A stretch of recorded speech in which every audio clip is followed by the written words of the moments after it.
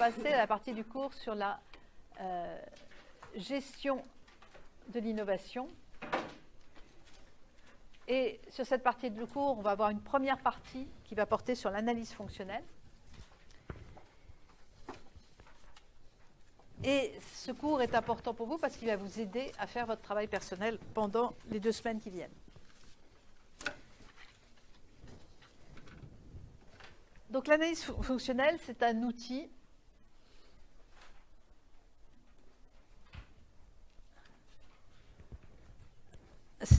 pour essayer de concevoir des produits ou des produits nouveaux ou d'améliorer des produits existants. C'est une méthodologie plutôt.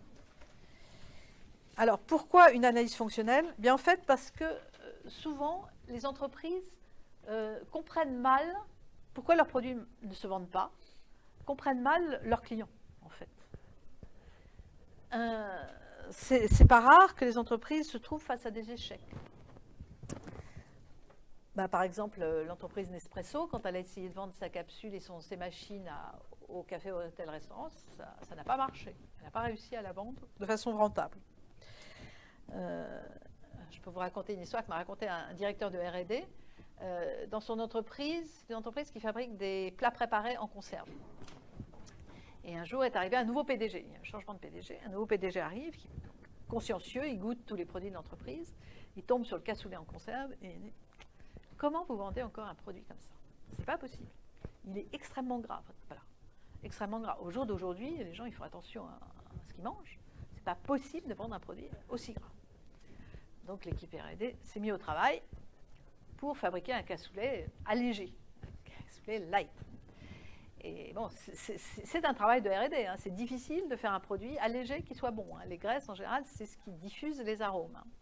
Et ça donne aussi de l'onctuosité à un plat. Les graisses, c'est utile du point de vue organoleptique. C'est pour ça que c'est difficile de faire des produits bons nutritionnellement et bons du point de vue organoleptique. Donc l'équipe R&D a bien travaillé, a réussi à faire un cassoulet light. Et cette boîte de cassoulet ne s'est jamais vendue. Les gens l'ont essayé une fois et puis ensuite, ils ne l'ont pas racheté. Qui achète du cassoulet en boîte? Est-ce que les PDG achètent souvent du cassoulet en boîte, à votre avis? Non. Hein, c'est souvent des gens qui ont moins d'argent qu'un PDG et parfois des gens qui font beaucoup de travail physique. Hein, souvent des gens qui travaillent dehors, hein, soit qui sont... Ils sont dans le BTP, ils sont dans l'agriculture, etc. Ils se dépensent. Ils ne restent pas toute la journée assis à leur bureau à regarder un ordinateur. Donc, se dépensant, eh bien, au moment de se restaurer, ils ont envie de quelque chose qui les nourrisse, qui leur apporte beaucoup de calories. Et ce n'est pas un problème pour eux. Ce n'est pas un problème. Ils n'ont pas de problème du point de vue de la ligne. Hein. Donc, le PDG, il a fait une erreur majeure, qui est une erreur qu'il ne faut pas que vous fassiez, qui est de se prendre pour la cible. Et c'est une erreur très fréquente.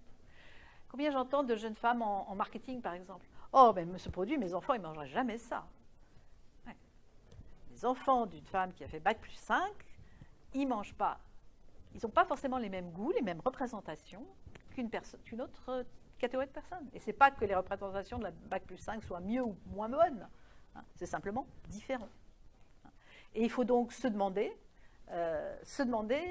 les personnes à qui vous prétendez vendre, allez les voir, essayez de les connaître. Hein. C'est très important. C'est très important. Alors, on n'a pas trop envie parce qu'on est timide et puis c'est difficile d'aller aborder des gens. Mais c'est très important. Si vous prétendez vendre des choses à des gens, ayez le respect d'aller les voir et d'essayer de leur comprendre. Ou alors, ce n'est pas la peine d'essayer de leur vendre des choses. Dans un grand concours, j'entendais des gens qui prétendaient avoir inventé un produit qui se conservait bien, donc ça allait aider des gens en Afrique, ça allait les aider à avoir moins de problèmes contre la faim. Le produit se conservait bien, d'accord, mais il y en a déjà pas mal des produits qui se conservent bien. Vous savez, ils ne nous ont pas attendu, les Africains, pour faire des produits qui se conservent. Hein. Et jamais il n'avait été rencontré une personne en Afrique, hein, jamais. Mais ils prétendaient avoir trouvé une innovation très importante, qui allait être utile. Vraiment, c'est choquant. Moi, je trouve que c'est choquant au jour d'aujourd'hui que des gens osent faire ça. Parce que c'est de l'irrespect. C'est de l'irrespect pour les gens à qui on prétend vendre quelque chose. Mais ça existe. Hein. C'est quand même très répandu. Hein. Et c'est souvent une source d'échec. Un autre exemple, l'entreprise Bic qui fait des produits jetables, hein, les stylos billes, les briquets, ils avaient eu l'idée de faire un parfum Bic.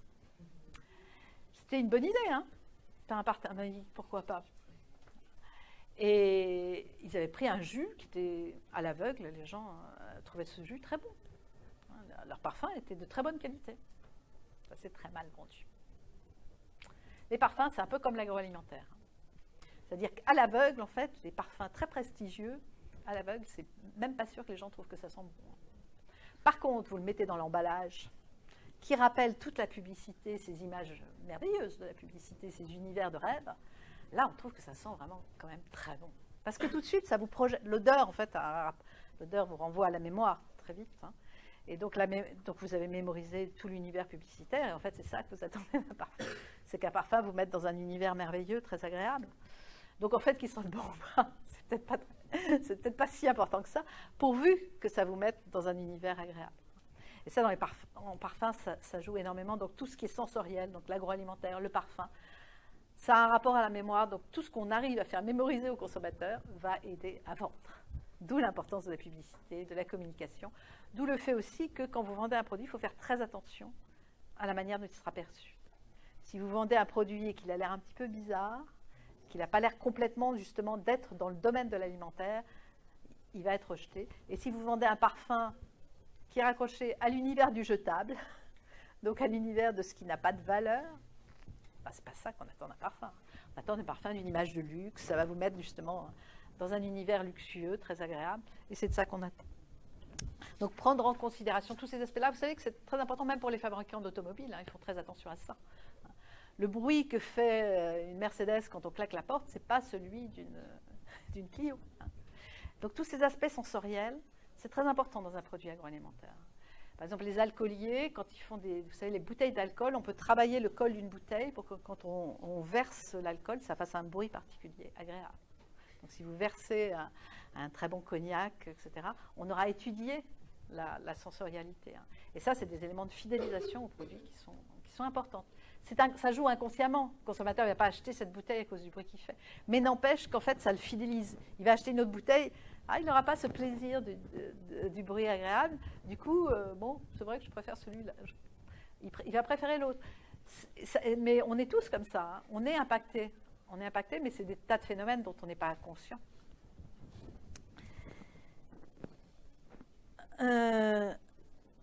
Un dernier exemple, c'est quelqu'un qui travaillait sur la nutrition ici à l'Agro et qui s'est lancé en créant sa start-up. Et elle a créé sa start-up avec un procédé de capteur, un procédé optique qui permet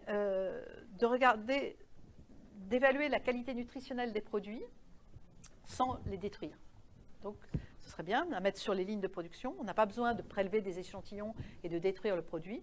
Rien qu'avec des phénomènes optiques, de la manière dont la lumière se renvoie en surface, elle arrive à voir la composition nutritionnelle du produit. Bon, il y a tout un travail. Elle fait énormément d'expérimentations sur telle et telle, sur la catégorie de produits. Elle crée une manière d'interpréter. Elle étudie beaucoup la corrélation entre la qualité nutritionnelle et le renvoi des ondes par le produit. Et c'est comme ça que sur une catégorie donnée, elle arrive à mettre au point son capteur. Il faut à chaque fois qu'elle l'adapte à la catégorie de produit. Donc il y a tout un travail de R&D derrière. Et donc elle avait fait ça, et comme elle était nutritionniste, elle se disait, bon, ça va être très bien pour l'agroalimentaire, parce que vous savez qu'en agroalimentaire, il y a quand même, quand les produits passent à des très grandes températures, il y a des composés qui sont toxiques, hein, qui se développent avec la radiation de Maillard, etc., qui se développent dedans. Donc au cours des procédés, quand on développe les procédés, on est souvent obligé de les porter à grande température en agroalimentaire. Pourquoi? Quel intérêt? Pour les stériliser, hein, pour enlever qu'il n'y ait plus de mauvaises bactéries. Et donc quand on fait ça, d'un autre côté, on peut développer des molécules qui ne sont pas très bonnes dedans. Donc elle s'était dit, ça va être très bien parce que les industriels de l'agroalimentaire, ils vont pouvoir gérer en fait tous leurs process, ils vont pouvoir à tous les stades de leur process, sans prélever le produit, sans le retirer de la ligne, mais voir comment il évolue en qualité nutritionnelle. Bon, vraiment, comme ça, ils verront, ils pourront baisser la température ici, ils pourront augmenter la pression là, enfin, ils vont pouvoir gérer leur procédé. Et donc, elle a travaillé avec beaucoup de grands groupes, donc je ne vous donnerai pas les noms, qui, effectivement, ont travaillé avec elle, s'étaient intéressés, etc. Ça travaillé, comme je vous disais, fournisseurs à grands groupes, B2B, on travaille avec elle. mais finalement, aucun n'achetait son produit. Ils travaillaient effectivement, etc., mais ça ne se concluait jamais par une vente. Et donc, elle a cherché, elle a mis du temps à trouver des marchés, et finalement, elle a trouvé un marché chez les fromagers, parce que là, elle a trouvé la qualité des protéines permet d'augmenter la productivité de la production fromagère. Donc, traiter le process pour faire des cahiers avec une bonne qualité de protéines dedans, ça augmente la productivité de la production. Et là, elle a réussi à vendre son gâteau. Mais comme nutrition, bon, ça fait rien, ça fait marcher sa boîte. Hein. Mais ce n'est pas pour des raisons nutritionnelles. Ça ne permet pas d'améliorer la qualité nutritionnelle des produits. Donc, elle n'a pas trouvé le marché là où elle s'assemblerait. Et là, ce pourquoi elle avait créé son produit, en fait, ce n'est pas ça, à la fin. Ce n'est pas là où elle le vend. Elle le vend pour des raisons de productivité, parce que là, les industriels de l'agroalimentaire, ils cherchent énormément la productivité. Voilà. Donc, c'est des histoires qui vous montrent que le client, il faut aller travailler avec lui pour savoir ce qu'il veut. Hein.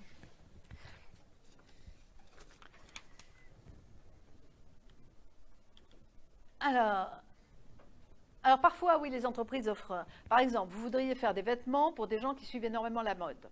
Est-ce qu'il faut acheter des textiles qui soient très solides? Est-ce qu'il faut mettre des budgets pour avoir des textiles très solides? Non. Il vaut mieux prendre le budget, acheter des textiles de moins bonne qualité, prendre le budget et acheter et recruter un designer ou avoir l'expertise d'un designer, avoir le conseil d'un designer pour savoir les couleurs, les formes qui vont être à la mode l'an prochain. Donc, c'est très important de bien voir qu'est-ce qui est important pour votre client. Et vous pouvez, par des actions marketing, parfois lui révéler des compétences qu'il ne voit pas. Parce que, par exemple, en agroalimentaire, quand on essaie de vendre des aliments santé, actuellement, il en reste presque très peu sur le marché parce qu'il y a eu une réglementation qui a encadré les choses. Donc, la réglementation a fait qu'il y a moins d'aliments santé qui peuvent le prétendre. Mais vous en avez toujours sur les margarines, par exemple. Et vous voyez qu'il y a énormément de publicité, parce que quand vous vendez un produit comme la margarine avec un argumentaire santé, pour fidéliser le consommateur, il va falloir énormément lui raconter des choses. Parce qu'il faut le convaincre. Il faut d'abord mettre cette préoccupation santé dans son esprit, et ensuite, il faut le convaincre que votre produit va vraiment lui faire du bien. Et donc, ce n'est pas le produit lui-même, ce n'est pas par le goût du produit que vous allez le fidéliser, c'est même pas par l'univers que vous pouvez accrocher au produit, c'est par là un argumentaire qui doit le toucher au niveau de la sensibilisation et de la raison. Et c'est le cas, vous pouvez regarder en ce moment, il y a une énorme pub sur la margarine qui est bon pour mon cœur. Et c'est ressassé. Et il faut, en fait, pour ces produits-là, il faut un budget pub considérable. Il faut un budget pub considérable parce que là, je vous dis, c'est pas le goût du produit qui va fidéliser. Il faut vraiment faire de la pub. Et là, il faut aussi aller voir des médecins pour qu'ils glissent que ce serait bien il faut faire du lobbying auprès des médecins pour vendre ce type de produit. Alors, comment on va faire? Donc, il faut rechercher, identifier les besoins et traduire les besoins en fonctions à assurer par votre produit. Donc là, on va définir le produit par ses fonctions, c'est-à-dire ce qu'il donne de bien, ce qu'il fait de bien pour l'utilisateur. Donc, on ne va pas définir le produit de façon technologique, par ses matériaux, par sa technologie, par ses ingrédients, par sa recette. On va définir le produit par ce qu'il fait de bien pour le consommateur. Donc, les fonctions pour le consommateur. Donc, on peut faire de l'analyse fonctionnelle sur des services, sur des procédés ou sur des processus. Alors, ce qui est intéressant dans l'analyse fonctionnelle, c'est que ça va vous obliger, en fait, à raisonner sur les finalités du produit pour votre client, pour votre utilisateur final, au lieu de rester fixé sur une technologie, sur une solution technologique. Il s'agit de vous faire sortir des solutions technologiques pour rentrer dans de quoi a besoin mon utilisateur. Et du coup, peut-être que vous trouverez que c'est d'autres technologies, d'autres ingrédients qu'il faut prendre. Il s'agit donc de vous faire créer en vous sortant justement, en vous rapprochant des besoins du client et en vous sortant des solutions technologiques qui, en général, on a tout de suite l'idée, surtout quand on est ingénieur, quand on baigne dans la technologie, on a toujours tout de suite, face à un besoin, on a tout de suite une réponse technologique. En fait, il faut essayer de prendre de la distance pour explorer plus large les technologies et plus s'intéresser à mieux étudier le besoin client. Donc, il s'agit de définir le produit-service par les besoins auxquels il répond sans figer les solutions techniques. Il faut permettre d'explorer plusieurs solutions techniques alternatives. Mettons que le marketing dise que j'ai besoin de, je sais pas, de faire un produit pour je ne sais quel segment de marché qui soit une crème onctueuse, un dessert qui soit une crème onctueuse.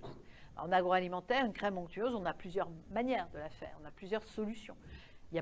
D'abord, on peut la faire très grasse, avec beaucoup de lipides, ça donne beaucoup d'onctuosité au produit, les lipides. C'est à ça que ça sert d'ailleurs, du point de vue organoleptique. Mais sinon, il y a plein d'agents texturants différents qui peuvent vous donner de l'onctuosité à un produit. Tous les produits allégés utilisent des agents texturants pour qu'il y ait de l'onctuosité sans qu'il y ait de lipides. Donc, il y a plusieurs solutions. Donc, dans un cahier des charges fonctionnel, il ne faudrait pas mettre qu'on va mettre telle texture. Il faudrait dire qu'il faut une crème onctueuse, parce que le consommateur, lui, c'est ce qu'il va voir, qu'elle est onctueuse. Alors ensuite, suivant le type de cible, eh bien, on va essayer de faire une crème allégée, et dans ce cas-là, on va plutôt essayer de choisir dans la gamme de texturants. Soit, si ce n'est pas du tout une cible pour qui c'est important, eh bien, on peut faire une crème qui ait 40% de lipides dedans. Voilà, c'est un exemple, mais pour vous donner une idée de...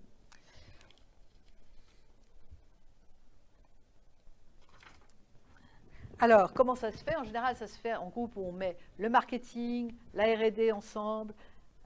C'est pas bête de mettre les commerciaux, parce que je vous dis, les commerciaux, eux, ils vont anticiper la réaction du directeur de magasin, la réaction du chef de rayon dans le magasin, hein, et ça peut être utile.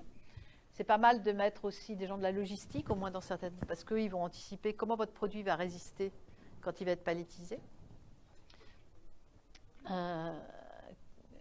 Il va être empilé sur des palettes, les produits de grande consommation, puis les palettes, on les filme, hein, puis tout ça, on les met dans des camions.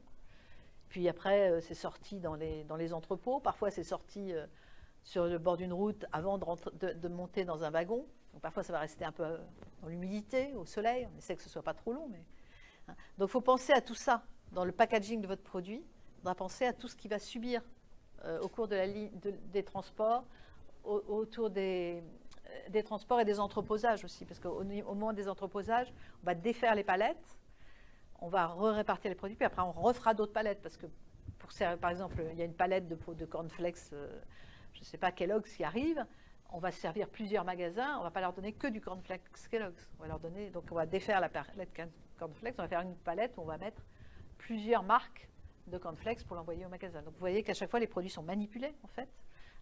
Et donc, il faut y penser. Par exemple, si vous faisiez des produits dangereux, il faudrait penser à ce que ça ne blesse pas le manipulateur. Hein, c'est des produits chimiques, etc.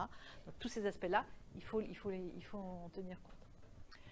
Ouais, là, je suis allée un peu plus... En fait, j'ai avancé trop dans le cours. Donc, recueillir le maximum d'informations. Donc, ça, je vous l'ai dit, que ça peut être pour améliorer un produit existant.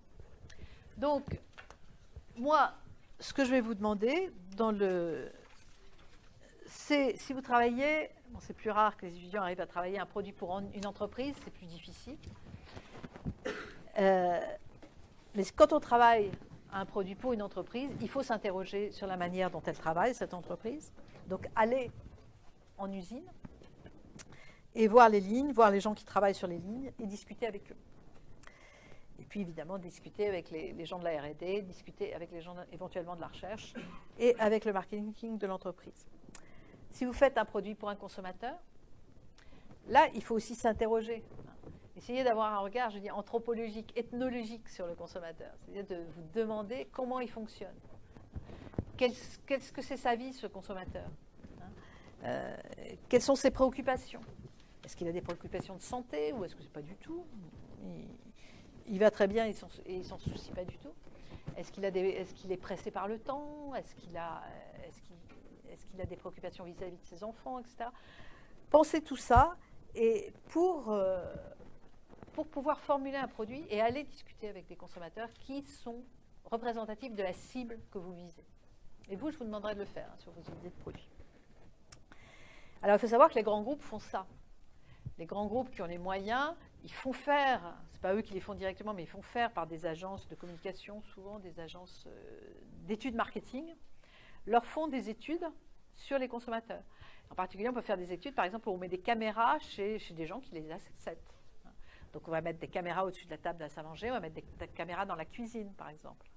Comme ça, on verra qu'en fait, le consommateur, pour un appareil pareil, il ne lit pas du tout le mode d'emploi.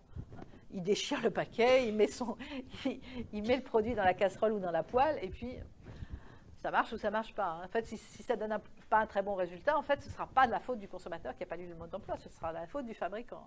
Donc, vous devez anticiper le fait que votre consommateur, il y a peu de chances qu'il lise le mode d'emploi, et que s'il y a quelque chose qu'il ne faut vraiment pas qu'il fasse, il vaut mieux le mettre en gros sur la boîte pour qu'il le repère à tout coup.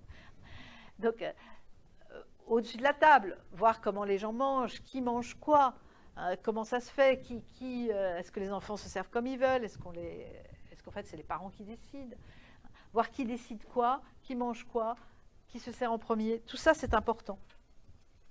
Et les gens en fait oublient complètement, ça marche bien parce que les gens oublient complètement les caméras. Pour les produits d'hygiène, on met aussi des caméras dans les salles de bain, pour savoir comment les gens utilisent la mousse à raser. C'est important pour certains grands groupes qui font des produits d'hygiène. Donc, vous voyez qu'on étudie les consommateurs de très près dans ces entreprises. Et un exemple, par exemple, une société très connue dans les fromages fondus, vous trouverez tout seul. J'ai fait une enquête, en fait, c'est la société Bell, qui fait beaucoup de fromages fondus.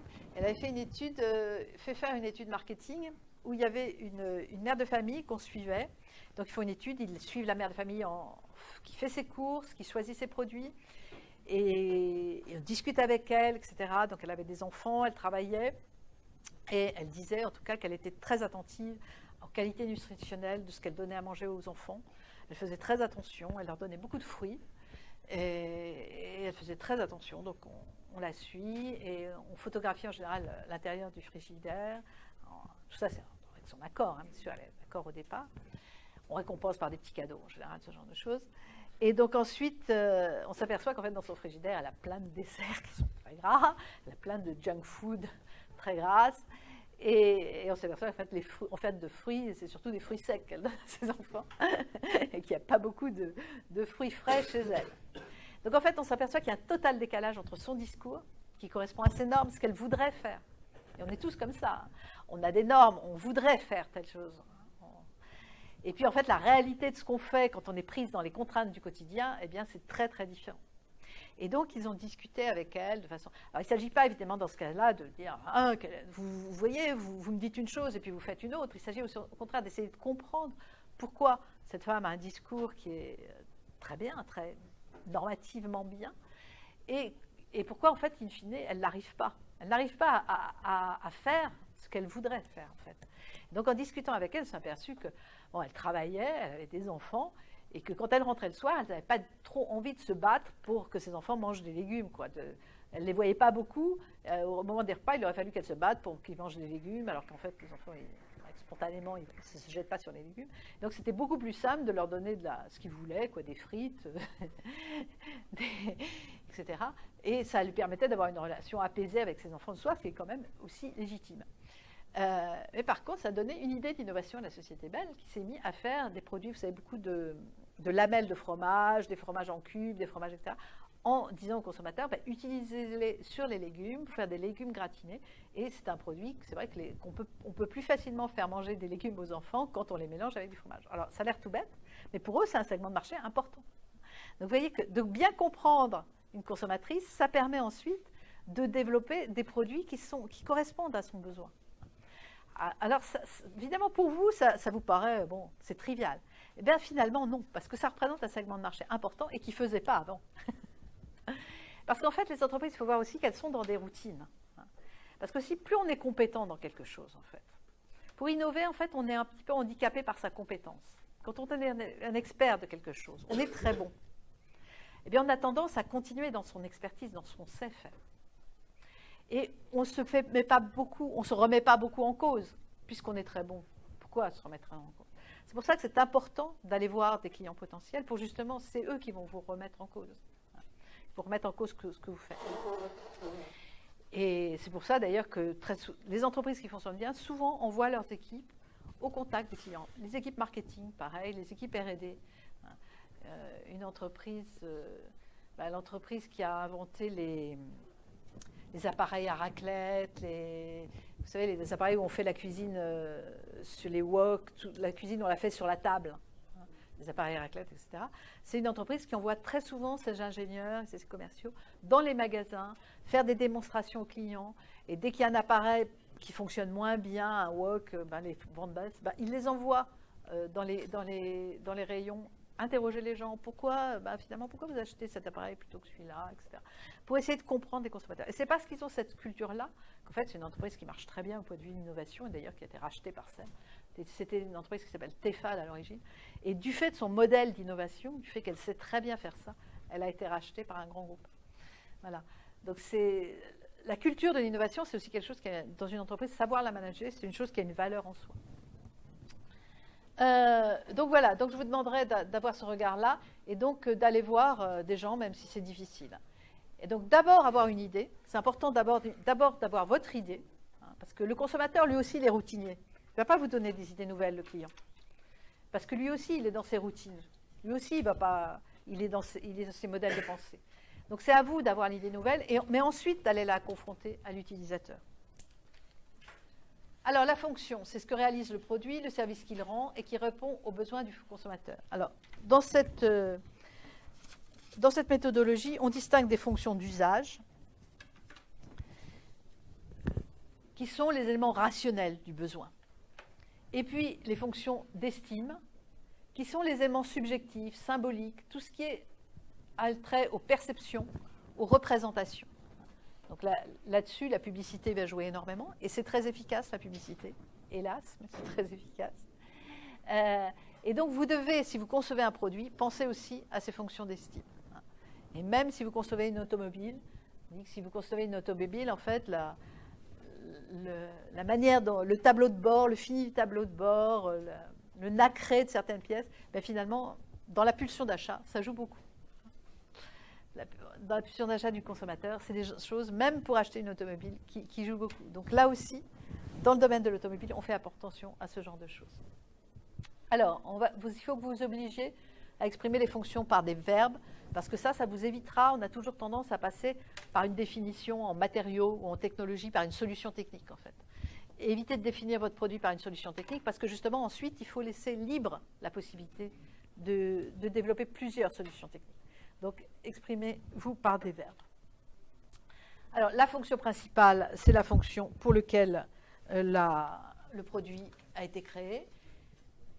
Parfois, ce produit, par exemple, vous achetez un portable, mais vous voulez qu'il fasse aussi appareil photo. C'est une fonction complémentaire. La fonction principale étant de téléphoner, la fonction complémentaire, c'est l'appareil photo. Il y a des situations particulières, vous achetez un appareil photo, mais vous voulez pouvoir prendre des photos sous-marines. Donc, il faut aussi que ça, c'est une fonction, l'appareil photo soit adapté à cette situation particulière. Ou aux cibles visées, vous faites un lait, vous voulez faire un lait pour les seniors, dans ce cas-là, il vaut mieux l'enrichir en calcium, parce qu'on considère en général que, surtout les femmes, à partir d'un certain âge, ont un risque de déficit en calcium. Donc voilà, suivant les cibles, si vous faites un produit pour les jeunes, pour les enfants par exemple, c'est bien qu'il ait des aspects amusants, vous faites un biscuit, pour enfants, il faut qu'il ait des aspects amusants. Par contre, voilà. Si vous faites, il y a aussi des fonctions de contrainte. C'est-à-dire que certains produits vont passer dans des environnements humides ou dans des environnements très chauds. Donc ça, ça va être une fonction contrainte de votre produit qui résiste. Vous faites un ingrédient, par exemple. Vous savez que le procédé de votre client monte à 100 degrés. Il faut que votre ingrédient y résiste. Il ne perd pas de ses fonctionnalités à 100 degrés. Aux réglementations et aux normes, tous les secteurs sont réglementés. Dans tous les secteurs, il y a des normes. Et dans l'agroalimentaire, il y en a énormément. Donc ça aussi, il faut penser. Il faut que ce soit conforme aux normes et aux réglementations ou à la stratégie de l'entreprise. Parce que l'entreprise n'a pas forcément envie d'aller sur tous les segments, sur tous les créneaux. Si vous êtes dans une coopérative laitière, par exemple, et que vous développez un produit nouveau dans lequel il n'y a pas de lait, il y a peu de chances que le conseil d'administration vous donne un budget pour ça. Le conseil d'administration, il est fait par des éleveurs dans une coopérative, normalement. Les éleveurs, ils attendent que les cadres de l'entreprise ils travaillent à travailler sur des utilisations du lait. Bon, même si on n'est pas dans une coopérative, souvent, même si ce n'est pas du tout conforme aux règles de la concurrence, il y a des partages implicites de marché. entre les groupes. Certains grands groupes, ils vont être sur certaines catégories de biscuits, par exemple, ou de desserts laitiers, et puis d'autres sur d'autres. Je n'arrive plus à trouver des exemples concrets, mais souvent, ils ne vont pas lancer un produit sur une catégorie de produits où le concurrent est vraiment très leader, où il fait ses bonnes marges, etc. Il ne va pas aller chercher son concurrent vraiment là-dessus. Pourquoi? Parce qu'il y aura des représailles. S'il fait ça, il sait que le groupe, c'est des guerres, donc il sait que l'autre groupe va y avoir des représailles, c'est-à-dire peut-être que lui, il va aller justement lancer un produit juste sur la catégorie où vous faites votre grosse marge. Ou alors, il va baisser les prix de ces produits dans cette catégorie-là où vous faites des marges pour que justement vous perdiez des parts de marché. Donc, il ne va peut-être pas forcément aller embêter son concurrent. Donc, c'est peut-être pour ça. Il peut y avoir aussi, vous développez un produit, puis vous vous apercevez que dans l'entreprise, ça ne prend pas, pourtant vous pensez que c'est une bonne idée. Peut-être parce que l'entreprise n'a pas de marque qui corresponde bien à votre produit. Par exemple, vous développez un produit santé, un aliment santé. Si l'entreprise n'a pas des marques qui évoquent la santé, qui correspondent bien, si elle a plutôt des marques amusantes ou des marques très gourmandes, si c'est chez Bonne Maman par exemple, vous voulez développer un produit qui a une image santé, donc la marque Bonne Maman, c'est plutôt une marque qui réfère à la gourmandise, à l'authenticité. Ça ne va pas matcher, ça ne va pas être très cohérent, on va dire, dans l'esprit du consommateur. Quand c'est quelque chose n'est pas très cohérent dans l'esprit du consommateur, ça ne va pas très bien communiquer avec le consommateur. Donc, alors, l'entreprise pourrait créer une marque. Si elle a le budget, elle le fera. Mais créer une marque, ça veut dire produire pendant longtemps, en faisant beaucoup de publicité, pour que justement, elle va peut-être... C'était le cas je crois que c'est Harry's, ils avaient eu l'idée d'un biscuit, je crois que c'est un biscuit avec des fruits, donc il y avait plutôt une image nutritionnelle. Ils voulaient lui donner une image nutritionnelle. Mais Harry's, bien que c'est une entreprise française, mais le nom connote plutôt anglo-saxon. Et dans l'esprit des Français, anglo-saxon, c'est pas trop nutritionnel, en tout cas sur le marché français. À tort. Mais du coup, ils ont créé une marque. Ils se sont appelés Fruit and Form. Donc ils sont appelés Fruit et Forme. Je ne sais plus, peut-être qu'ils ont abandonné l'anglais quand même là. Fruit et Forme. Et donc, mais vous voyez que ça veut dire qu'ils y ont mis un budget important. Parce que sous la marque Harry's, ça n'était pas cohérent. Donc ça, c'est aussi des aspects de stratégie de l'entreprise qui vont contraindre l'innovation. Alors, les différentes fonctions. Donc on parle de fonctions de service, alors qui peuvent être des fonctions d'usage, besoins rationnels ou des fonctions d'estime, besoins qu'on considère comme irrationnels, plus symboliques.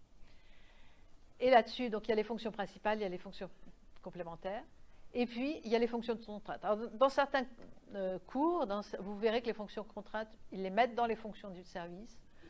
Moi, je préfère les séparer parce que je pense que c'est d'un ordre un petit peu différent, même si on met là-dedans la stratégie de l'entreprise. Là, on s'occupe de l'usager, on s'occupe uniquement de l'usager ou du client, tandis que là, on s'occupe en fait de tout son environnement, les règles, les normes qui sont édictées par les autorités politiques, éventuellement l'environnement physique ou la stratégie de l'entreprise, tandis que là, on est dans ce que souhaite le consommateur. Et là, les solutions techniques pour remplir ces différentes fonctions. Alors, ce qui est en gras et ce qui est souligné, c'est ce qui est à écrire dans un cahier des charges fonctionnel. Et dans un cahier des charges fonctionnel, on ne mettra pas les solutions techniques pour justement pas les fixer et pouvoir en explorer plusieurs. Un cahier des charges fonctionnel, donc c'est ce qui va être donné à la fonction R&D qui va chercher, explorer plusieurs solutions techniques. Voilà, donc ça c'est l'analyse fonctionnelle et ça c'est ce que je vous demanderai de faire pour développer votre idée de produit. Essayez d'imaginer quelle fonction doit avoir votre produit pour satisfaire votre cible. Il faut aussi que vous définissiez une cible. Un produit, il est utile pour une cible déterminée. Ensuite, les fonctions, il faudra les hiérarchiser. C'est-à-dire qu'il faut voir qu'est-ce qui est vraiment très important pour l'usager et qu'est-ce qui l'est moins.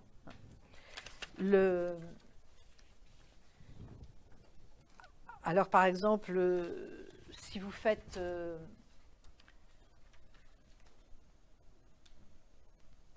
Oui, ben par exemple, si vous faites justement des vêtements pour des gens qui suivent la mode, la cible, l'important pour eux, c'est que ce soit des produits qui soient dans les tendances de la mode. Et c'est pas que la fonction être solide va exister. Il ne faut pas que votre vêtement tombe en lambeaux, mais elle ne sera pas la première, la plus importante. Alors ça, les fonctions, la hiérarchisation des fonctions va aussi dépendre des choix du stratégique, du concepteur et du type d'utilisation visé. Par exemple, si vous faites des produits et vous visez des catégories aisées de la population, souvent, pour séduire ces catégories, il va falloir être très attentif à l'esthétique. Il faudra avoir la bonne esthétique qui correspond à celle de ces catégories-là. Hein. Tandis que vous faites des produits plus pour tout le monde, pour le grand public, ben ça peut être des esthétiques différentes, des produits avec des couleurs vives, des produits gays. Hein. Peut-être que ça va plus séduire tout le grand public que des produits très sobres, aux couleurs un peu grises,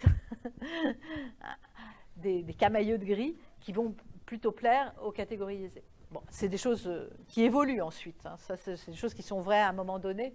Après, en général, souvent les goûts des catégories aisées se diffusent. Ils ont un effet normatique. Ça se diffuse dans la population. Et bientôt, tout le monde aimera les camailleux de gris. Mais pour l'instant, on peut dire qu'on en est là. Donc ça, c'est des choses auxquelles vous devez tenir compte.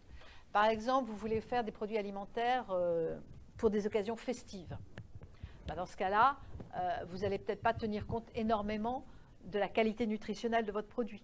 La qualité organoleptique, toutes les représentations liées à la fête, etc. Ça va être plus important que votre produit ait un aspect un peu luxueux, hein, évoque le luxe, évoque les occasions de fête, les occasions et le luxe, la richesse, plutôt que la qualité nutritionnelle. Hein, puisque de toute façon, ça sera consommé qu'au moment festif, donc pas très fréquemment. Donc ça, c'est des choses qu'il faut... L'entreprise, elle peut avoir la stratégie de conquérir, là, maintenant, je vais essayer de conquérir les catégories aisées, ou maintenant, je vais plutôt aller sur je suis déjà sur les produits courants, bon, je vais essayer de me développer sur les catégories produits festifs. Si elle a cette stratégie-là, il faut en tenir compte dans la hiérarchisation des fonctions.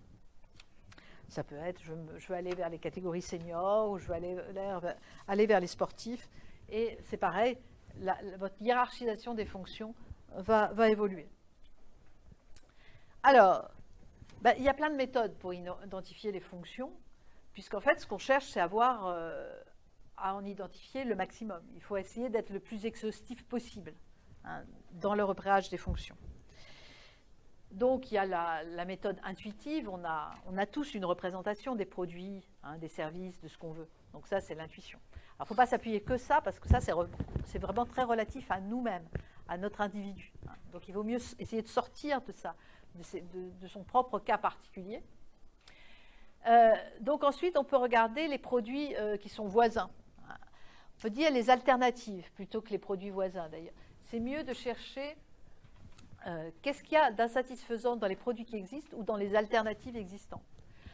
Par rapport à un plat préparé, par exemple, les alternatives existantes à un plat préparé chez vous, c'est d'aller au bistrot. Donc vous pouvez, quand vous définissez un plat préparé, essayer de comparer. Je vais faire un plat préparé, ce serait peut-être bien qu'il ait des avantages du produit que je trouve au bistrot. Ça peut être un axe de recherche pour trouver des fonctions particulières au plat préparé que vous pouvez faire. Donc essayez de chercher, plutôt que de chercher de produits concurrents, produits voisins, ce qui vous restreint un petit peu, essayez de chercher alternatives. Les alternatives, là, vous allez plus loin. Votre recherche sera plus large. Analyse des séquences successives d'utilisation d'un produit. Parce qu'un produit, c'est vrai qu'il y a plusieurs... si vous faites un aspirateur, par exemple, là, vous devez le sortir du placard. Puis vous devez l'emporter là où vous voulez passer l'aspirateur. Vous devez le déplacer dans la maison. Donc ça, vous voyez, à chaque fois... ensuite, il faudra le ranger dans le placard. Donc il y a un aspect encombrement qui va apparaître tout de suite quand vous êtes sur le placard. Ensuite, il y a un aspect poids qui va apparaître. Parce que vous voyez que il faudra... employer des verbes, il ne faudra pas qu'il soit trop lourd, il ne faudra pas qu'il soit trop encombrant. Et donc, vous voyez, toutes les séquences d'utilisation de le produit vont vous donner l'idée de fonction qu'il doit avoir votre produit. Si vous faites un emballage, par exemple, en agroalimentaire, on doit concevoir des emballages. Là, vous avez utilisé l'ergonomie, par exemple, pour trouver les fonctions du produit. Votre produit, vous allez le prendre dans le réfrigérateur, par exemple. Déjà, il faudra qu'il reste dans le réfrigérateur sans prendre toutes les odeurs du réfrigérateur. Il faudra qu'il reste sans s'écouler en dehors de son emballage. Vous voyez que vous pouvez... Ensuite, on va le sortir du réfrigérateur, on va l'ouvrir, ce produit. Donc ça, pour créer un emballage, c'est des aspects importants. L'ergonomie de l'ouverture de l'emballage. On voit bien qu'ils ne sont pas tous beaucoup travaillé l'ergonomie. Les ouvertures d'emballage, ce n'est pas toujours excellent. Il y en a parfois, on s'en met partout en ouvrant, qui sont difficiles à ouvrir. Donc, vous voyez, les ouvertures ne sont pas toujours des ouvertures faciles, mais vous voyez que c'est aussi un argument de vente. Donc pour le consommateur, c'est important. C'est important l'ouverture de l'emballage. C'est important aussi parfois on peut le faire refermer cet emballage et que ça tient. Et qu'au réfrigérateur, cet emballage refermé reste refermé.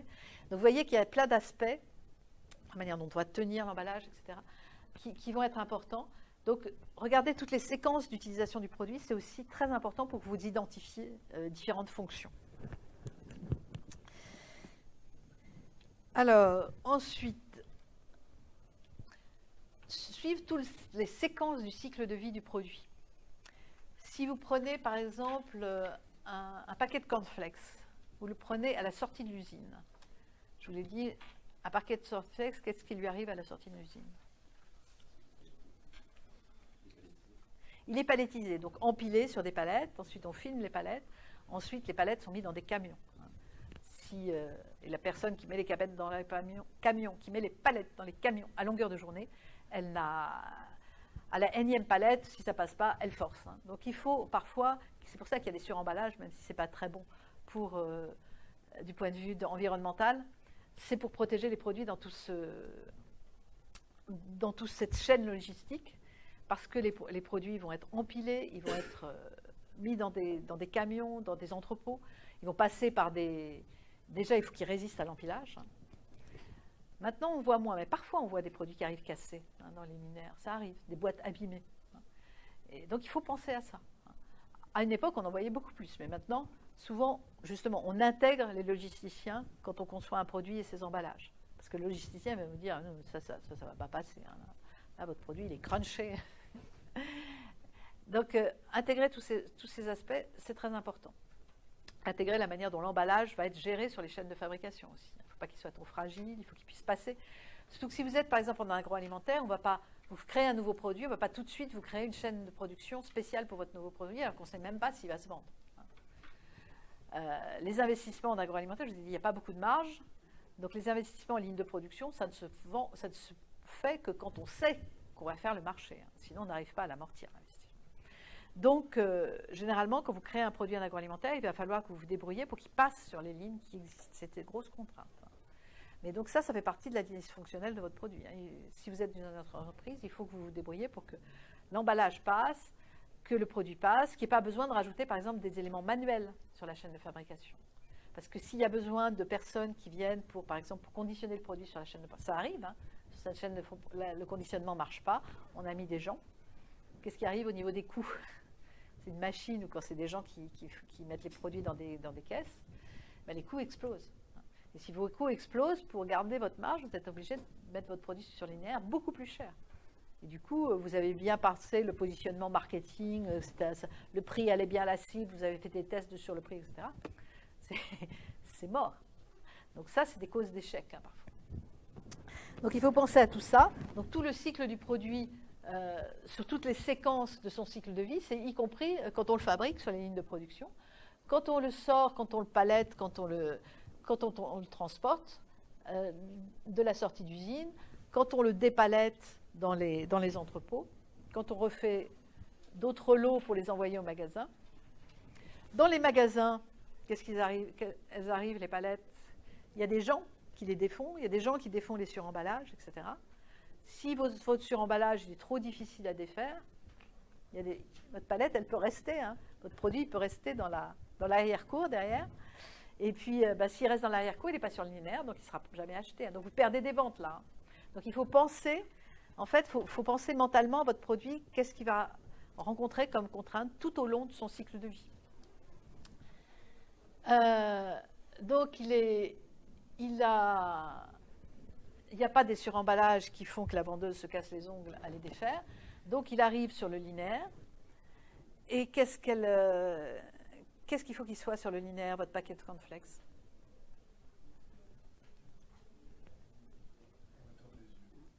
Il faut? Oui, alors là, vous êtes exigeant. Il faut qu'il soit à la hauteur des yeux, vous me le dites. Oui, donc il faut que vous acceptiez de payer le référencement plus cher. À la hauteur des yeux, ça coûte plus cher. En tête de gondole aussi, ça coûte plus cher. C'est vrai. Donc il faut qu'il attire le client. Donc en fait, il faut qu'il soit visible. Donc il faut penser, quand on conçoit le décor d'un emballage, en général, ce n'est pas l'entreprise agroalimentaire qui le fait, mais c'est des agences spécialisées en packaging. Mais il faut contrôler ce que fait l'agence de packaging pour que votre produit soit repérable. Et quand un produit est nouveau, c'est particulièrement important qu'il soit repérable. Parce que sur des produits comme ça de grande consommation, que ce soit l'alimentaire ou des produits d'hygiène ou n'importe quoi, en grande conso, quand on fait nos courses, on ne se demande pas, on ne rentre pas dans le magasin en se disant « je vais aller voir au rayon lessive, qu'est-ce qu'ils ont inventé aujourd'hui comme nouvelle lessive ? Je vais aller voir au rayon farine, est-ce qu'il n'y a pas une innovation ou au rayon huile ?» Non, en général, les consommateurs, ils passent quelques secondes devant le linéaire et ils prennent le produit qui a la couleur du produit qu'ils prennent habituellement.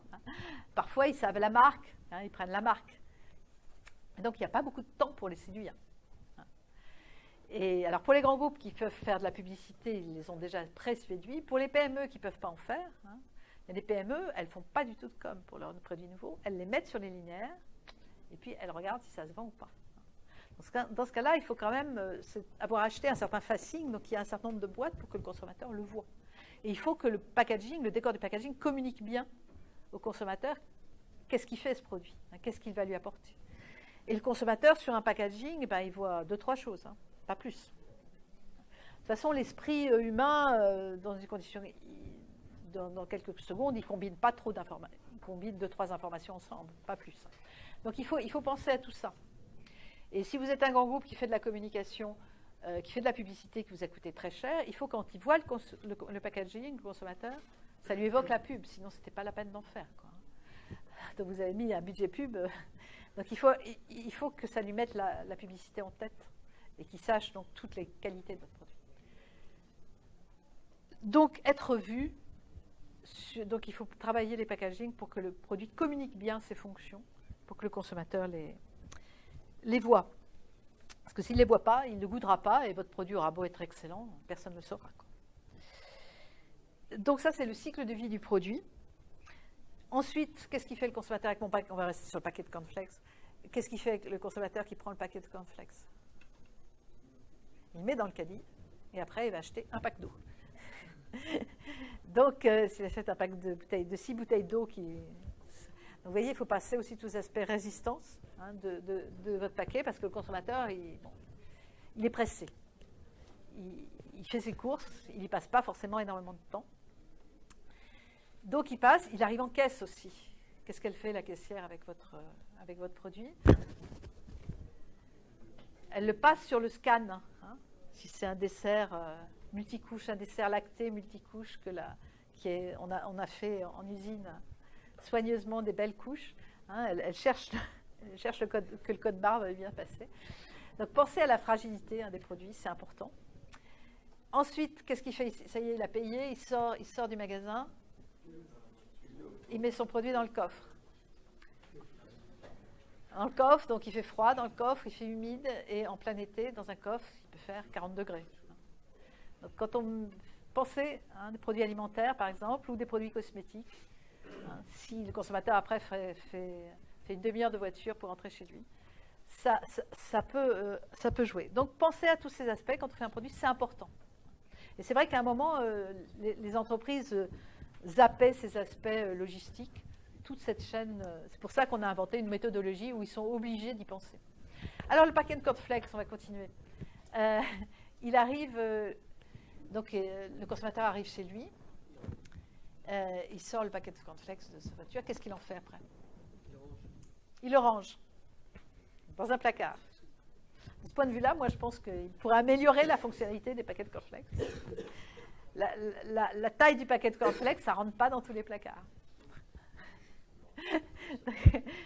Donc pensez à ça. Pensez aussi à la taille sur les linéaires, par exemple. Si vous avez un produit très encombrant, il faut penser sur les linéaires, il ne faut pas avoir un produit trop encombrant. Il faut que les dimensions aillent avec celles d'un linéaire. Il faut que ce soit facile à mettre en linéaire aussi. Je reviens sur le magasin. Vous avez parfois des entreprises qui font des présentoirs qui sont très faciles à mettre en linéaire. Vous verrez, vous remarquerez parfois, vous avez une boîte en carton comme ça, il a suffi de l'ouvrir et puis crac, c'est parfait en linéaire, le produit parfaitement présenté. Donc ça économise du travail pour le magasin. Ou alors un distributeur près des caisses que le fabricant a lui-même fourni et fabriqué, et pas fait fabriquer mais fourni. Et donc tout ça, c'est des facilités. En fait, là, c'est des fonctions qui sont pour le premier client, qui est le distributeur. Donc pour le séduire, lui, pour qu'il accepte de prendre le produit nouveau. Donc je suis chez le consommateur, donc je mets mon... Heureusement, j'ai des grands placards pour mettre mon paquet de cornflakes. Ensuite, quand est-ce que le consommateur va de nouveau s'intéresser au paquet de cornflakes? Le matin. Alors qu'est-ce que vous faites avec votre paquet de cornflakes? On l'ouvre. Et alors il faut que là, voilà. Alors il y a des produits qui sont plus faciles à ouvrir que d'autres. C'est aussi des fonctions. Ensuite, qu'est-ce qu'il fait avec ses cornflakes? Il les met dans un bol. Il les met dans le lait souvent. Et dans le lait, qu'est-ce qui est important qu'il fasse les cornflakes? Qu'elles restent croustillantes, qu'elles ne deviennent pas tout de suite toutes molles. Hein. Donc ça, c'est la fonction du public. C'est une fonction du produit. Voilà. Et l'alimentaire, c'est aussi de la vision. C'est-à-dire que le premier aspect du produit va être très important pour que vous l'aimiez ou pas. Donc l'aspect du produit, là c'est du cornflakes, c'est assez simple. Mais si c'était un plat préparé, s'il a un mauvais aspect dans l'assiette, vous aurez du mal à le trouver bon, quoi. Donc tous ces aspects-là, ça fait partie des fonctions, c'est important de les prendre en compte. L'odeur aussi. L'odeur, c'est la première expérience sensorielle vis-à-vis. Après la vue, il y a la vue et ensuite l'odeur. Donc il faut que l'odeur soit appétissante. Voilà, donc tout ça, ça fait partie de la définition des fonctions. Et qu'est-ce que vous faites le matin quand vous êtes en train de manger vos cornflakes? Vous lisez ce qu'il y a sur le parquet, exactement. Donc c'est important, ça aussi c'est une fonction. Que ce qui est sur le paquet vous dise combien c'est bon, combien vous faites du bien à manger ces cornflakes. Donc on va vous égrener sur le paquet pour vous convaincre qu'effectivement vous faites énormément de bien à manger ces cornflakes. Et si vous êtes un enfant, en plus vous avez des petits jeux, etc. Vous avez des aspects ludiques sur le paquet de cornflakes. Donc tout ça, ça fait partie des fonctions du produit. Évidemment, elles vont être différentes si vous êtes un enfant ou si vous êtes un senior ou si vous êtes à un âge moyen. Donc c'est à penser, ça fait partie de la fonction du produit. Voilà, et ensuite, parfois, vous êtes mal réveillé le matin, vous versez vos cornflakes, il y en a partout. Donc ça aussi. Et ensuite, vous refermez votre paquet de cornflakes et vous le mettez au réfrigérateur. Donc tout ça, ça fait partie des choses à penser, à étudier. Donc là, j'ai pris un paquet de cornflakes. Et ce que j'ai fait aussi, là, en fait, j'ai utilisé aussi la deuxième... s'il vous plaît.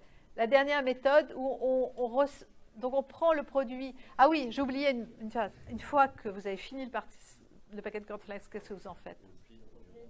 Vous le pliez, vous le jetez. Et ça aussi, c'est à prendre en compte. Qu'est-ce qui va devenir votre paquet de cornflakes? Donc, est-ce que ça a un emballage qui est recyclable? Certains emballages le sont, d'autres pas. S'il y a plusieurs... le paquet de cornflakes, c'est du carton en général, ça ne pose pas de problème. Mais parfois, c'est des emballages multicouches. Les Tetra Pak, il y a plusieurs couches de l'aluminium, du plastique, du papier. Ils disent qu'ils sont recyclables. Quand il y a une multiplicité de matériaux, comme ça, c'est beaucoup plus difficile à recycler parce qu'il faut les séparer, les matériaux, pour les recycler. On recycle que des matériaux qu'on arrive à trier et qui sont à peu près purs. Donc, très difficile. Si c'est du plastique, certains plastiques sont recyclables, d'autres pas. Donc, si vous êtes un emballage qui a plusieurs plastiques, ça pose problème. Donc, il faut penser toutes ces fonctions-là pour votre produit. Si vous voulez mettre dessus que c'est un emballage recyclable, ça peut être un critère important pour certaines catégories de consommateurs. Il va falloir y penser. Alors, vous voyez que comme ça, donc là, on va penser à tous les environnements du produit, c'est-à-dire les gens qui sont en contact, l'environnement climatique autour du produit, les lieux où il va être, donc depuis la sortie d'usine jusqu'à la fin de vie. Et c'est une manière donc de bien trouver toutes les fonctions que doit avoir le produit à chaque phase. Et vous voyez que si vous voulez faire de l'éco-conception, vous allez utiliser ce genre de méthode, c'est-à-dire que vous allez suivre le produit depuis ce qui se passe dans l'usine. Est-ce que ça demande beaucoup d'énergie de le produire? Est-ce qu'on émet des polluants en le produisant, etc. Même vous allez remonter aux matières premières et au transport des matières premières. Et puis vous allez tenir compte du transport du produit. Vous allez tenir compte de ce qui se passe ensuite dans les magasins et aussi de ce qui se passe chez les utilisateurs. Parce que ce qui se passe chez les utilisateurs peut être extrêmement impactant chez l'environnement. Pourquoi? Parce que c'est ponctuel. Chacun en fait une petite chose. Il n'y a aucune économie d'échelle. Donc des millions d'utilisateurs qui font bouillir de l'eau dans une casserole, en fait c'est une énorme consommation d'énergie. Que s'il y avait une énorme chaudière qui cuisait vos spaghettis, il y aurait moins, ce serait plus économique en énergie. Donc tout ce qui est réparti, tout ce qui est extrêmement réparti comme ça en fait est très impactant sur l'environnement. Voilà, donc c'est là où vous pouvez vous articuler avec de l'éco-conception des produits et qui va effectivement tenir compte de la fin de vie du produit et de voir si elle n'a pas d'impact sur l'environnement. Donc ça, c'est ce qu'on appelle des analyses du cycle de vie. Je ne les traiterai pas ici.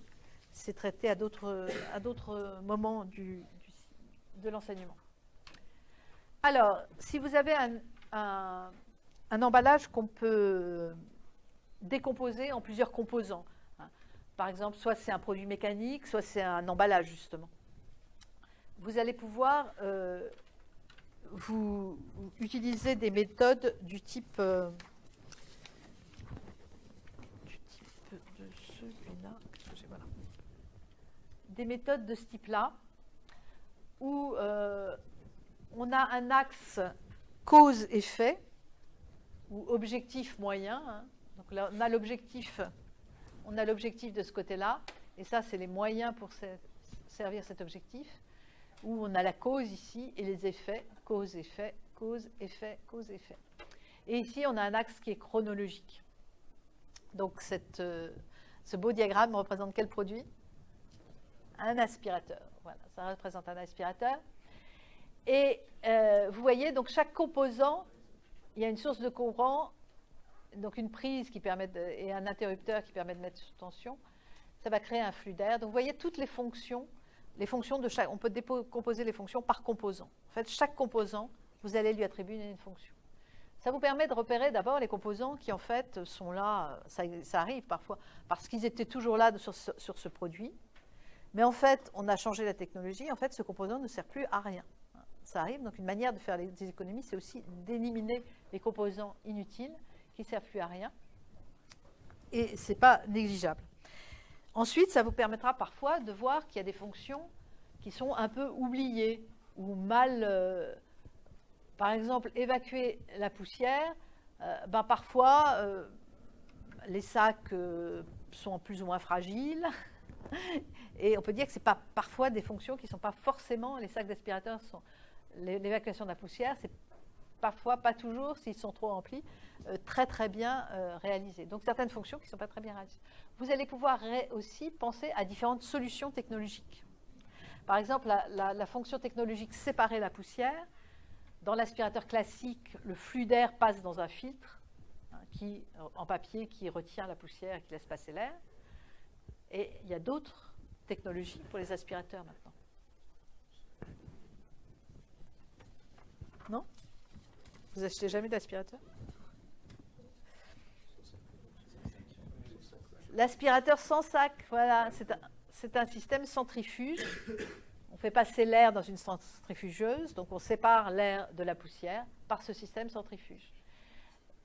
Et justement là, comme la poussière se retrouve dans un bac et que le bac, on le vide dans la poubelle, les premiers aspirateurs de ce type, évacuer la poussière, c'était pas très parce que vous versiez, en fait, vous aviez un compartiment qui recueillait la poussière et il était ouvert, et vous le versiez dans la poubelle. Et à ce moment-là, vous aviez un beau nuage de poussière qui sortait, donc c'était pas une fonction qui était très bien remplie. Donc vous voyez que ça vous permet de décomposer, de voir à quoi sert quel composant, comment est-ce qu'on doit changer la technologie pour mieux remplir la fonction. Est-ce qu'il y a bon, alors ça peut être fait sur un emballage, par exemple. Vous vous avez différentes fonctions qui permettent d'ouvrir l'emballage, qui permettent de le refermer, qui permettent de le tenir parfois, etc. Vous pouvez décomposer les fonctions d'un emballage.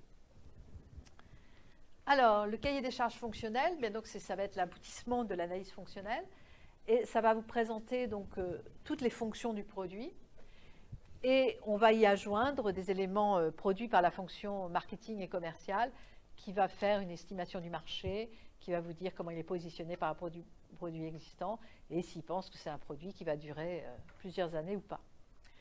Donc le contexte et la stratégie de l'entreprise, c'est très important. Est-ce qu'il y a des études qui ont déjà été réalisées sur ce type de produit? Et alors surtout, donc, les fonctions.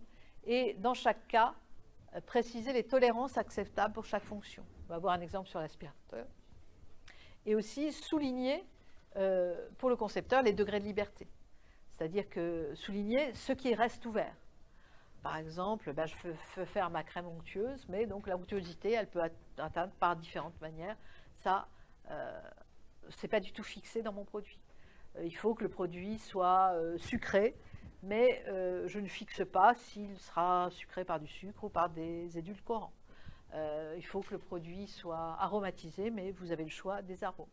Ou vous avez le choix des arômes à condition que ce soit des arômes qui plaisent aux enfants, par exemple.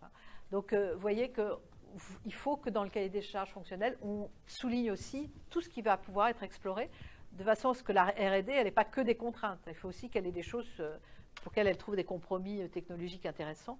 Il faut aussi parfois qu'elle puisse déplacer certaines choses. Si vous fixez tous les ingrédients, si la technologie ne marche pas avec ces ingrédients-là, elle est coincée. Donc il faut bien préciser ce qui reste libre pour qu'elle puisse trouver des solutions. Alors ça, c'est dans le cas d'un aspirateur. Vous voyez donc le coefficient, là, c'est l'importance de la fonction. Donc normalement, on l'a estimé par des enquêtes auprès des utilisateurs. Donc, être puissant, être fiable, c'est le plus important pour la... Et donc, on désigne un critère de puissance. Donc là, c'est des watts. Là, c'est le nombre d'heures sans panne, en fait, pour la fiabilité. Et on va mettre une tolérance. C'est-à-dire qu'on a, là aussi, par des enquêtes utilisateurs, on va voir que, bon, ils acceptent une tolérance de 5% sur la puissance moyenne, la puissance minimale, en tout cas, qui représente quelque chose pour le consommateur, enfin, qui correspond à ce qu'il souhaite comme puissance. Donc là, c'est 20 watts, plus ou moins 5%. Vous voyez qu'il y a une question d'être maniable, donc là, ça va être le poids. Et on voit que, bon, on considère que maniable, 4 kg, c'est considéré comme maniable par le consommateur, et la tolérance est de plus ou moins 10%.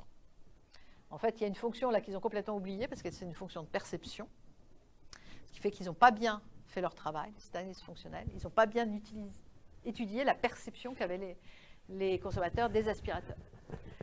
Parce qu'en fait, le consommateur, il a besoin que l'aspirateur fasse du bruit, parce que sinon, il considère qu'il n'aspire pas, il n'est pas efficace. Donc en fait, au niveau perspectif, vous ne pouvez pas faire des aspirateurs qui soient silencieux. Il pourrait sûrement faire des aspirateurs plus silencieux, mais quand on fait un aspirateur qui ne fait pas beaucoup de bruit, le consommateur doute de son efficacité, il doute que vraiment il enlève la poussière. Donc en fait, la puissance de l'aspirateur est associée dans l'esprit du consommateur au bruit. Donc c'est important à prendre en compte, parce que sinon, votre produit ne sera pas considéré comme efficace par le consommateur, il ne sera pas satisfait.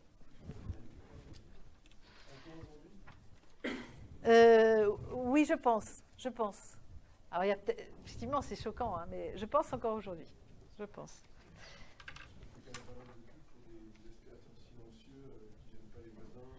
Oui, mais on voit bien qu'il n'y en a pas encore beaucoup sur le marché. Il n'y en a pas encore beaucoup chez les gens. En tout cas, c'est aussi un exemple pour vous faire prendre conscience que ces aspects perception vont être importants. Alors, l'analyse fonctionnelle, là, je ne vous demanderai pas de le faire, mais elle doit s'articuler avec une analyse de la valeur. C'est-à-dire qu'on va regarder le coût de chaque fonction. Une fois qu'on aura défini bien les fonctions, qu'on aura trouvé les solutions techniques, il faut qu'on ait trouvé les solutions techniques. Donc, c'est vraiment quelque chose qui se fait in fine, une fois que l'innovation est fixée. Une fois que l'innovation est fixée, là, on va pouvoir analyser le coût de chaque fonction et tenir compte de la hiérarchie des fonctions. Parce que si vous mettez un gros budget pour une fonction qui est très négligeable pour le consommateur et qu'elle est très coûteuse, ben, il vaut mieux pas remplir cette fonction ou mal la remplir, mais à moindre coût. Donc il va falloir tenir compte des deux. Et donc soigneusement hiérarchiser les fonctions. Alors là, c'est un exemple. Bon, donc il y a des composants qui parfois servent à plusieurs fonctions à la fois. Par exemple, un boîtier, ça sert à protéger le mécanisme de l'extérieur, et puis ça sert aussi au fait qu'on puisse transporter le produit. Et donc, vous voyez qu'ils ont, donc, en faisant la somme des valeurs des composants, ils ont pu trouver la valeur des différentes fonctions. Et donc, si A est la fonction principale, ça va, parce que c'est celle qui est la plus coûteuse. Mais si, par exemple, c'est B la fonction principale, ben, faut peut-être s'interroger et mettre plus d'argent sur cette fonction-là pour mieux la satisfaire. Et si C, c'est une fonction qui est en fait négligeable pour le consommateur, il vaudrait mieux essayer de la satisfaire avec un coût moindre. Alors, une clé USB, par exemple. Qu'est-ce que c'est que les fonctions que doit remplir une clé USB? Oui. Stocker les infos. Stocker des données, effectivement. Ça stocke des données. Être transportable, exactement. Très bien. Quoi d'autre? Transférer rapidement, oui, c'est vrai. C'est vrai. Et il faut aussi que ce soit compatible avec la plupart avec tous les ordinateurs, en tout cas. Et aussi, il y a des normes là-dessus, donc il faut aussi que ce soit conforme aux normes sur ce genre d'appareillage. Donc il faut aussi que ce soit conforme aux normes.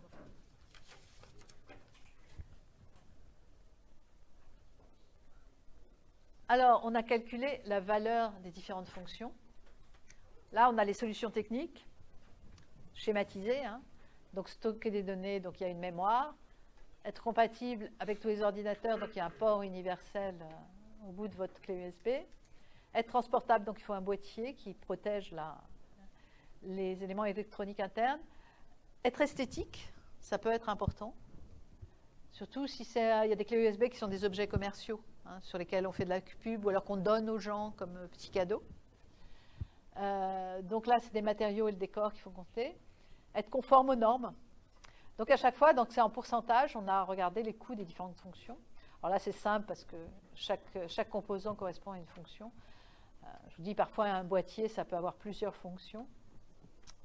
Et donc, vous avez qu'est-ce que vous remarquez? Donc ça, c'est le pourcentage, le coût de chaque fonction en pourcentage. Qu'est-ce qu'on peut dire sur cette répartition des fonctions?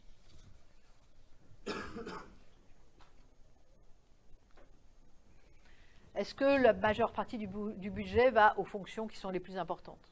C'est ça qu'il faut voir. Oui. Bon, on a ici 35 et 25% qui vont à deux fonctions qui sont essentielles. Donc, c'est assez bon. La seule remarque qu'on puisse faire, c'est que 16% pour que la clé soit esthétique, c'est peut-être beaucoup sur le coût d'un produit et donc le prix in fine. Et donc là, on voit qu'on peut peut-être faire une gamme de produits. On fera des clés plus chères, avec 16% de coût en plus sur des matériaux. On peut faire des clés avec des matériaux en bois, hein, avec des matériaux raffinés, avec un décor raffiné. Pour des clients qui ont les moyens d'abord, et pour qui le prestige de leur clé, c'est important, hein, ou comme objet commercial à faire en cadeau.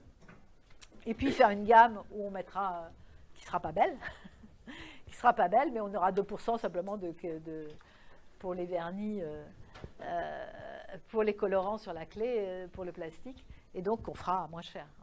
Donc vous voyez que l'analyse fonctionnelle, avec l'analyse de la valeur, ça vous permet aussi de réfléchir votre produit en termes de gamme, etc.